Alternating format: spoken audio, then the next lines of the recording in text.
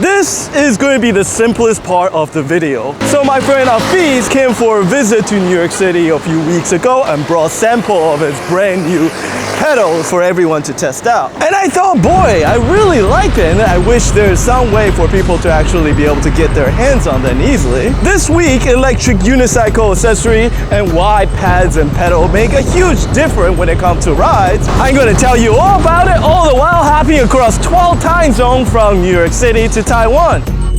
Roll the intro. Like and subscribe if you enjoyed this video and help spread the uni gospel.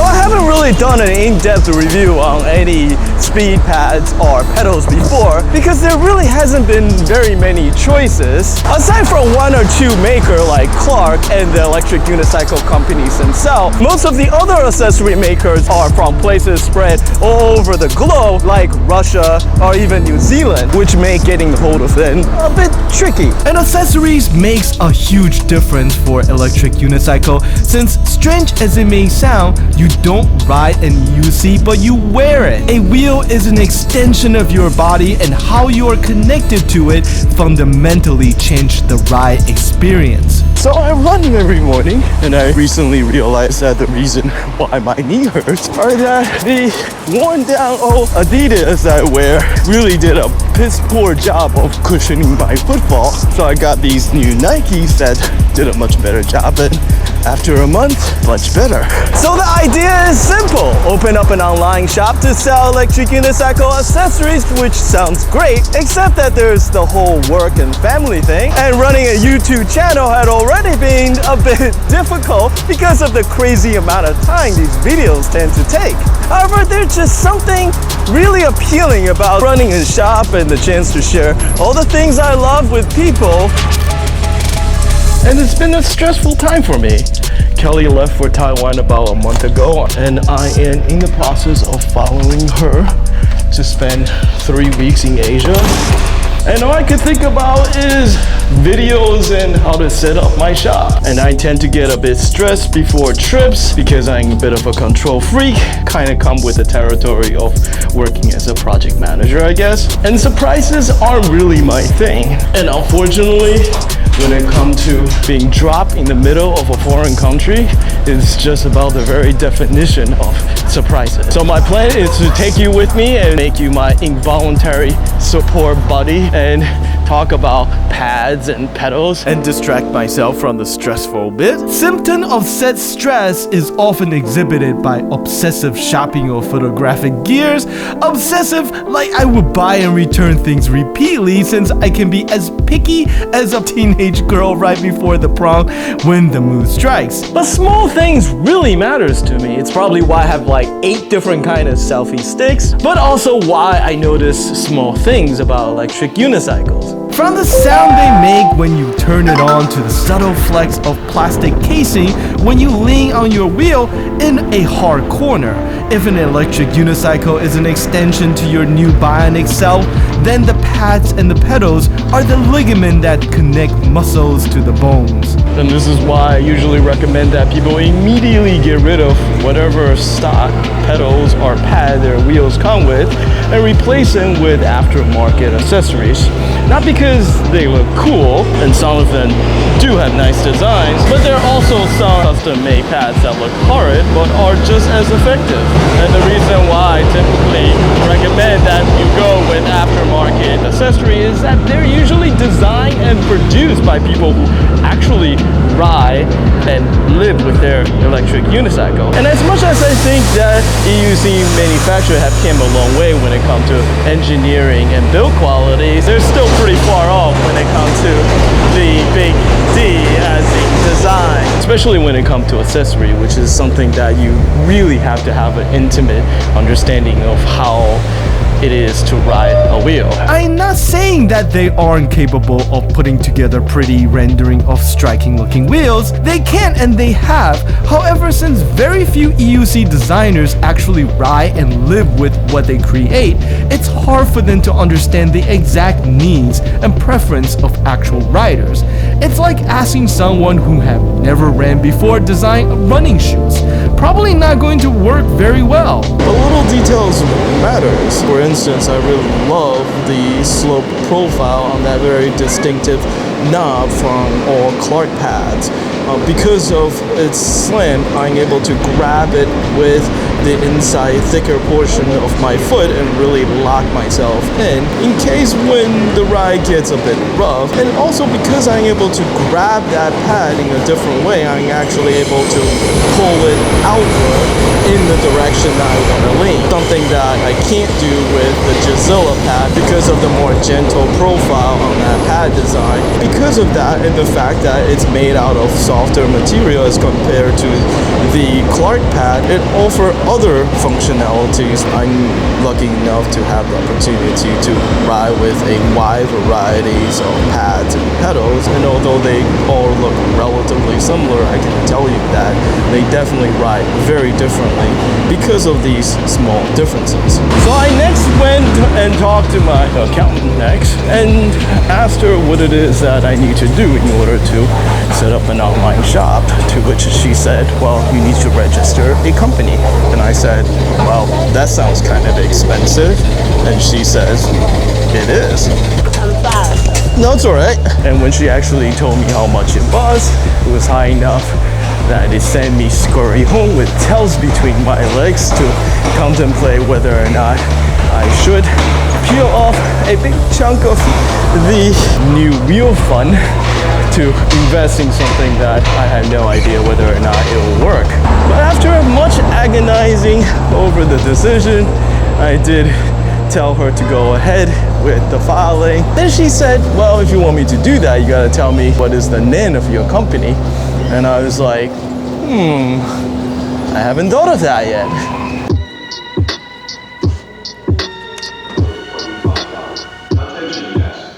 Right, the pedals. Well, they aren't just flaps that you happen to be standing on. Electric unicycle pedals are our primary means of control as well as feedback from the wheel.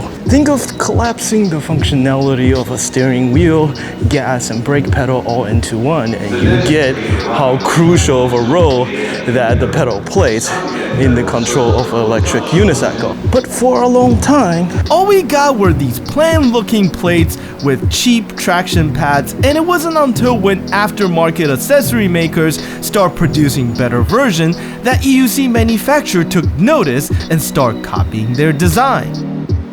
I got to the airport at around midnight and it's just about as empty as I have ever seen JFK. Not that I complain. There is very little people in the airport, and that had to be the easiest security check I have ever done because of the amount of stuff, drones and camera that I tend to carry. They always search my bag, so this is the very first time that it didn't happen. Matter of fact, the popular honeycomb design you're starting to see on a lot of pedals, including the ones from the factory, was initially created by a Russian aftermarket accessory maker, Hextech. And they created a design because there the EUC riders regularly rode in ice and snow, and the open design prevent the accumulations of ice on top of the pedal with spike added to help with grip, even if you had ice on your boots. Of course, few riders outside of Russia actually rode in conditions similar to what they got there. However, everyone could appreciate the cool looking design, as well as weight saving from having the openings, as well as additional rigidity for having a thicker profile. Why I almost never ride with factory pedals, at least the traditional kind, and I also recommend that you do the same as well. Doesn't even have to be from a yet to exist shop. We're about to get on the plane, and I'm hoping that this will be a relatively empty. I don't see too many people, so hopefully it's not going to be too crowded of a plane. So we'll see. Time to board the plane. I tell you that this is going to be like an 18-hour flight. Not going to be very enjoyable.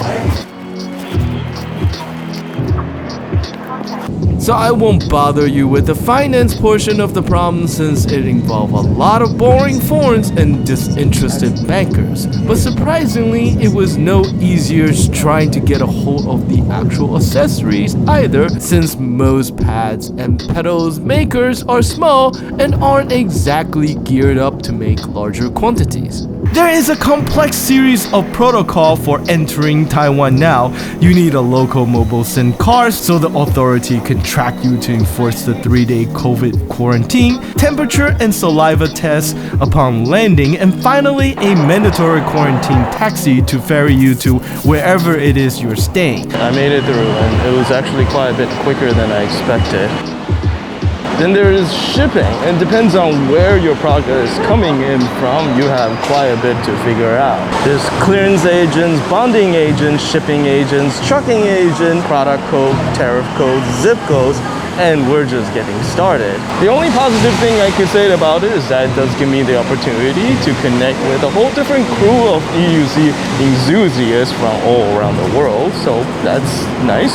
By the way, don't complain about the mask, because that's what's required by the government in Taiwan. So, in addition to the mask, there's also a 3-day quarantine to look forward to, but fortunately you're now allowed to do it at home, and I had planned to keep working remote for the week so as to not burn up any vacation times. But I was definitely relieved when I finally was able to step out into that blazing Taiwan sun a few days later.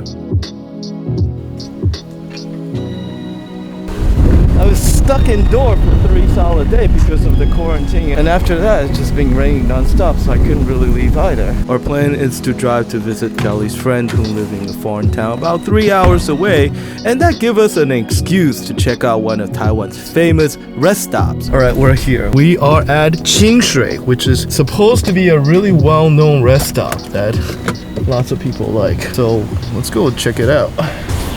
Looks promising. Man, this is huge. Look at the size of this place. Even the parking lot for this rest area is just gigantic. Look at that. Oh, this whole rest area is like Japanese thing. Katsu place, sushi place, and there's a Japan tourism area. I think this may be some kind of special pavilion because it looks like this whole area is dedicated to promoting Japanese tourism, Japanese themed restaurant. We did find the main dining area after wandering around a bit more and found some good food options. Anyway, back to the pedals. So I've been talking to my friend Hafiz for some time, mostly just geeking out about the various news and gossip around electric unicycle. But when he finally made it to New York City, and as I'm sure he can attest to it, there is nowhere else in the world quite like riding the street of New York City on an electric unicycle. But anyhow, he showed me these new pedals he designed, and I absolutely love them. I will have to do a more in-depth review next. So after he went home, we continued to talk, and it took some figuring out. But after much back and forth and hand-wringing, but a box of these brand new pedals are hopefully, crossing my finger, sitting on a boat on its way to New York City, and that will arrive at the same time as when I make it back to New York from my little trip here.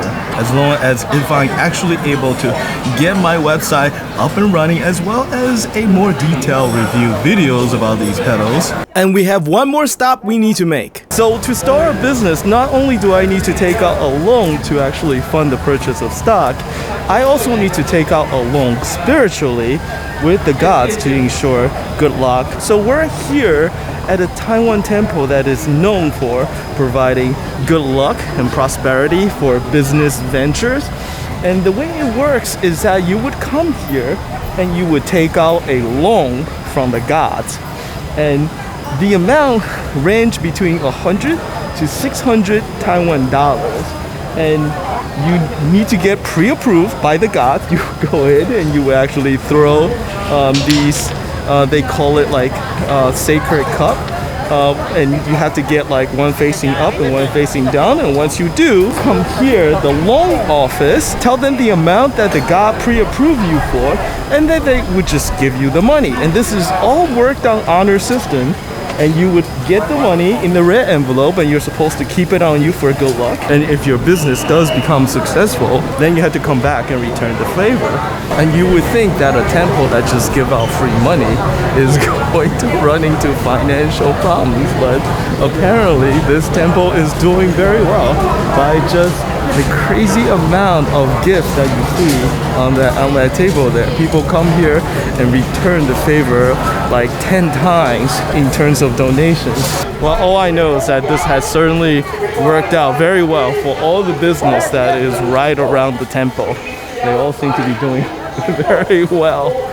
With that sorted, it's on to building the website next, and I better act fast since there's seemingly a deluge of brand new wheels coming to the market as we speak. Which is like the craziest part of this whole thing. The introduction of the Emotion V3 seems to have just opened an absolute floodgate of new wheels, as every single manufacturer seems to be pushing hard to compete with the V13 for the premium electric unicycle market. We now have new electric unicycle from just about every single EUC manufacturer. The Gmaster Pro, the Master X, the T4, the Sherman S, and if the rumor does pan out, a new suspension wheel from Extreme Bull. Despite all the problems we have had for the last few years, the fires, the bad bearings, the cutouts, or what have you, it certainly seemed like the promises of having more choices is getting real for the very first time, as the competition to build the next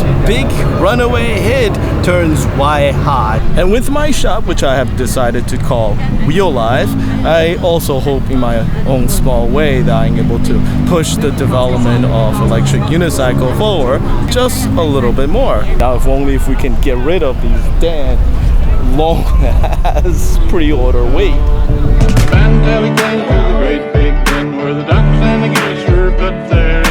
And you know what? Aha! I somehow managed to trick you into wasting another 18 minutes of your life, but I hope you enjoyed it. Shout out to my supporter on Patreon. Please check out the link in my video description below if you enjoy and like to support my work. And as always, as much as we all love electric unicycle, the only way for us to get better wheel is to grow as a community. So tell your friend and teach it how to ride and get them hooked. And until the next video, thank you.